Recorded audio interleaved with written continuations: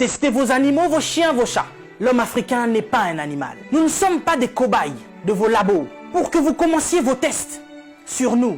Ça fait des siècles que vous nous testez. Ça fait des siècles que vous nous faites souffrir. Depuis que vous avez découvert que le continent africain était le jardin d'Éden, vous ne voulez pas nous lâcher. Nous souffrons, mais nous sommes en train d'enrichir plusieurs. Nous mourrons de faim alors que nous nourrissons plusieurs. Quelque chose m'a fait rire il y a quelque temps.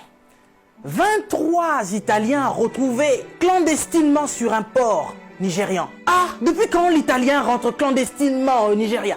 Parce que vous voulez aller vous réfugier en Afrique maintenant? Il n'y a pas très longtemps, sur vos côtes, vous chassiez les migrants de vos côtes. Votre Premier ministre a dit qu'il ne voulait plus. Il en avait marre de cette invasion africaine sur ses sols. Nous avons vu un migrant noir mourir dans les eaux de Venise sans que personne ne lui porte secours. Parce qu'il était noir, parce qu'il était africain. Nous avons tort parce que nous sommes africains ou parce que nous sommes riches de nos sols? Parce que nous avons de quoi manger et de quoi nourrir toute cette planète. C'est pourquoi l'Africain souffre. Mais Africain, laisse-moi te dire que tu es fort. Laisse-moi te dire que tu es vaillant. Laisse-moi te dire qu'il en faudra beaucoup plus pour te vaincre. Ils ont essayé de nous décimer par l'esclavage. Ils n'ont pas pu, nous sommes encore là. Et plus nombreux que jamais. Et nous sommes plus résistants que jamais. Parce que tous ces microbes auxquels nous faisons face chaque jour ne réussissent pas à nous décimer. Ce n'est pas un Covid-19 qui va décimer le peuple noir. N'ayez pas peur, tel est mon message. Je vous invite, chers Africains, à devenir beaucoup plus forts. Ne faites pas confiance à ceux qui nous gouvernent. Ça fait des lustres qu'ils sont là. Ils prennent leur retraite tout en étant présidents. Ils ont du mal à lâcher ce fauteuil qu'ils pensent être éternel. Qui a déjà fait 200 ans au pouvoir? Êtes-vous assez fort pour faire 300 ans? Vous n'arrivez même pas à faire 100 ans. Mais vous êtes tellement médiocre, ignoble. J'ai suivi plusieurs de nos présidents africains qui ont copié le discours du président Macron. Bande de marionnettes, bande de gigolos. Vous n'êtes même pas capable d'écrire vos propres discours, au point où vous devez copier sur ce que Macron dit. Lui-même, il est en train de mentir à la population française. Son gouvernement nous ment depuis le début. Et vous, vous suivez Macron pour continuer à mentir aux Africains? Mais nous, vous nous mentez depuis des siècles. Vous nous mentez et encore vous nous mentez. Pour remplir vos poches. Vous vivez dans des palaces, mais vous vous souciez même pas de ce que l'Africain doit manger. Oui, nous sommes en deuil. Et depuis des siècles, nous sommes en deuil. Parce que nous ne pouvons pas manger à notre faim. Parce que nous ne pouvons pas avoir de l'eau potable. Parce que nous ne pouvons pas avoir de l'électricité. Regardez à l'est de la RDC. Il y a un génocide qui perdure. Des gens meurent. Qui en parle? C'est sous silence.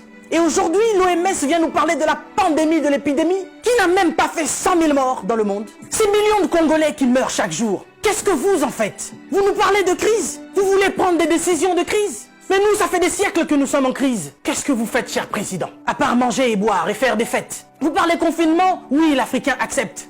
Mais nous sommes en confinement, nous, depuis des siècles. Les gens meurent tous les jours de la famine. Ça, ce n'est pas une épidémie. Ce n'est pas une pandémie.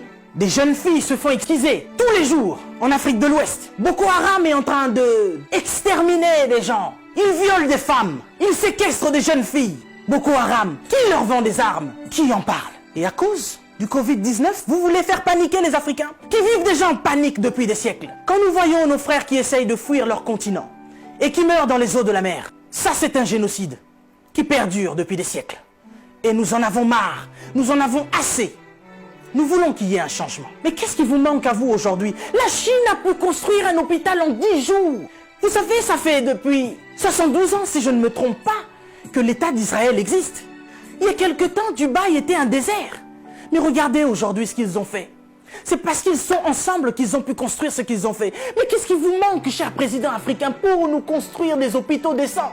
L'Angleterre a pu construire un hôpital en 2 semaines seulement pour faire face à cette crise sanitaire. Dieu est bon. Le Covid-19 est tellement impoli qu'il ne regarde même pas qui vous êtes. Président ou pas, il s'en fout. Il n'a pas respecté la reine d'Angleterre. Il est entré dans son palais, il a touché Charles. Il n'aura pas peur de vous. Mais par contre, là, vous êtes cuit. Puisque vous ne pouvez pas prendre vos avions pour venir vous faire soigner ici. Soit vous survivrez, soit vous mourrez.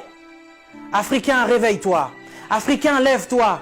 Si Martin Luther King est mort, si Rosa Parks est mort, si Malcolm X est mort, si Mandela est mort, si Winnie Mandela est mort, nous sommes là pour porter encore plus haut l'étendard de l'Afrique. Et continuer à dire que tant que nous aurons le souffle de vie, nous allons continuer nos revendications. Si cette épidémie ne vous réajuste pas, ne vous enseigne pas, pire va encore arriver.